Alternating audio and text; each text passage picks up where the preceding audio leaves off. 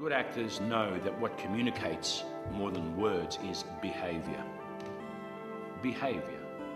The purpose of acting exercises are to awaken your instrument. My goal is that when you walk out that door, we're all going to be in agreement in terms of what constitutes good acting. All right.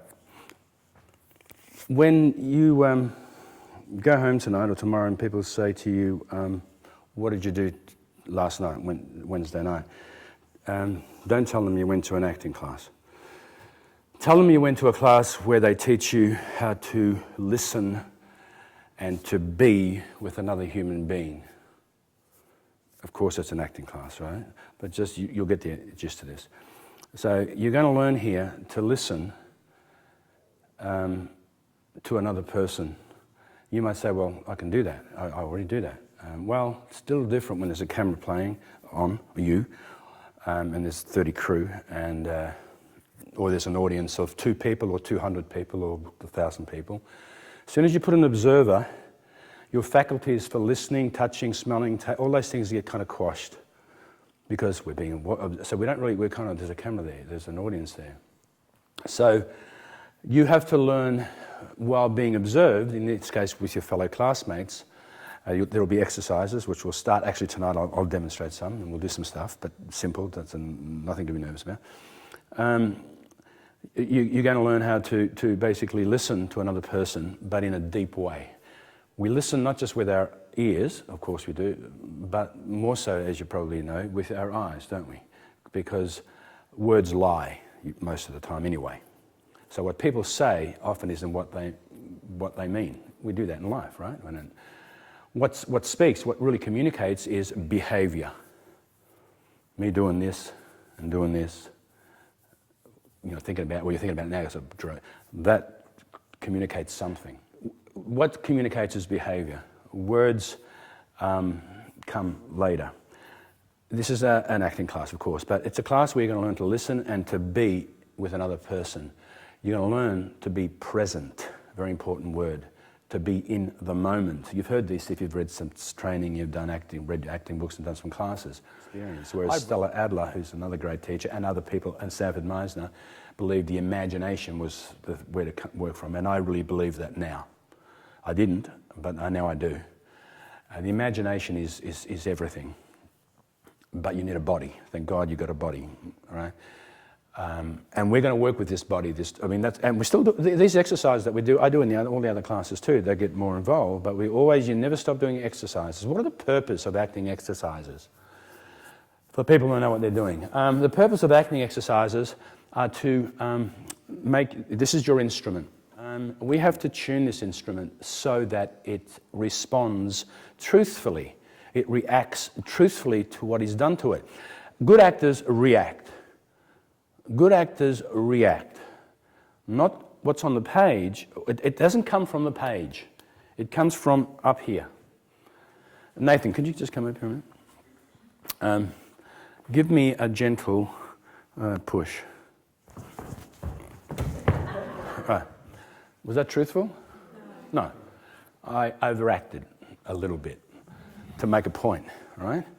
Give me the same kind of push. A bit harder. Is that truthful? Again? Now push me a bit harder. Yeah. Now that might sound really look simplistic, but get it, it's very important. On the page, it says he throws or she throws a glass against the wall. Of course you have to do that. And you have to do it because it's on the page, but the truth of it doesn't come from the page, it comes from up here. It comes to what happens to you, the actor, up here. You have to justify it up here. And good actors, if it's on the page, of course you have to do it, but you don't just do it because it's on the page. You have to try to find the truth of it up here. And it's in your genuine interaction, connection to your fellow actor, moment to moment to moment. Acting is a way of doing it. You can't become Napoleon if you're playing Napoleon. You can't become Lady. You can't become. I used to think, I'm such a good. I'm going to become this. No, you can't. If you believe that you're Napoleon, what you can do though is, as Pacino says, and these people, and Hoffman, it's a way of doing it.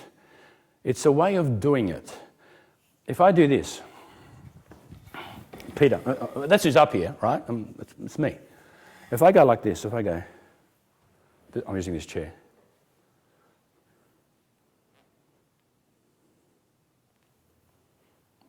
Now I'm going to do this. I'm going to lift the chair up again, but I'm going to lift it up differently, right? Two different characters. Two different characters. And my thinking, so we can put an adjective to that, or suspicious, careful, uncertain.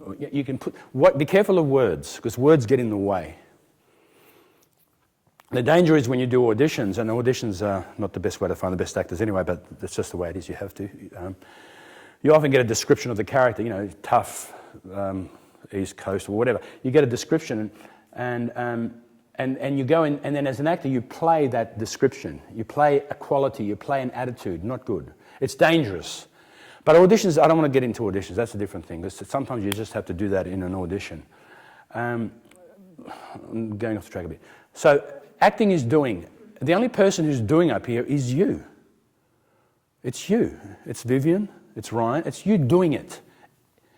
What you do is lifting up the chair. How you do can be 10 different ways, but it's you doing it. And when you do it in a certain way, something happens, and the character, it's a part of you. It's the suspicious part, it's this part, but it's all, and I'm saying this because you think that you're not interesting because, well, Hamlet's interesting, this character on. No, the thing is, Hamlet, all these great characters in literature and drama, they're dead on the page. They're dead. They just exist in your imagination, kind of does something, but in the end, we've got to get it up here. They're dead on the page until Ryan comes along, and with his imagination and his body, he breathes life into these and somehow takes them off the page. It's like a piece of music. You've got a great piece of music, sheet music, right? If you know music. And you don't have an instrument, and you're dying to play that piece of music, but you can hear it, but you need an instrument to get it out into the ether, do you not? Right? Either you can just keep reading it and imagine it and hear it. In the same way, you need a piano that's hopefully in tune, so that when you hit middle C or whatever it is, it responds, if I do it gently, it responds to what I do to it. It's the same thing. This is your instrument, but you need an instrument. But the music, as great as it is on the page, it's dead until you get a piano and a pianist to come along and get it off the page.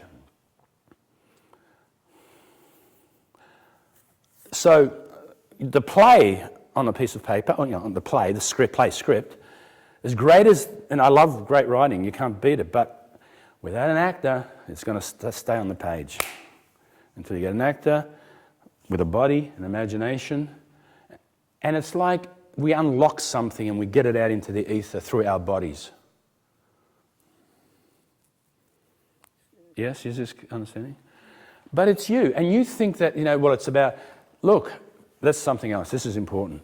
The you that's in pedestrian land, that's what I call pedestrian land, which is, when you came here, is a different you that's on stage with an audience. It's a different you. It's still you, but it's a different you. What's the difference? Well, if you're on stage, you have to be very, very present. Most of the time, I am out there, I'm not present, my mind's going, I've got to do the shopping tomorrow, I've got to pay that bill. We're never present. Usually, it's very rare that we're present, because our mind takes us away from the present moment. It either takes us what I should have done yesterday, or what I have to do tomorrow, or what I have to do in 30 seconds time, or what I have to do, what I did 10 seconds, I shouldn't have told her, I should have never done that. Our mind is always going, and we're not present. Yes?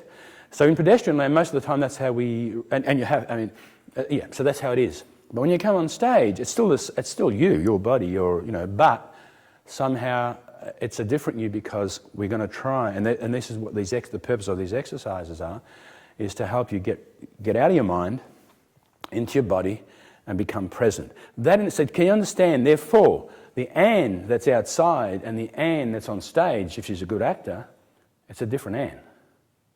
It's a different part of you. It's an intensified part of you. It's a selective part of you. It's a focused part of you.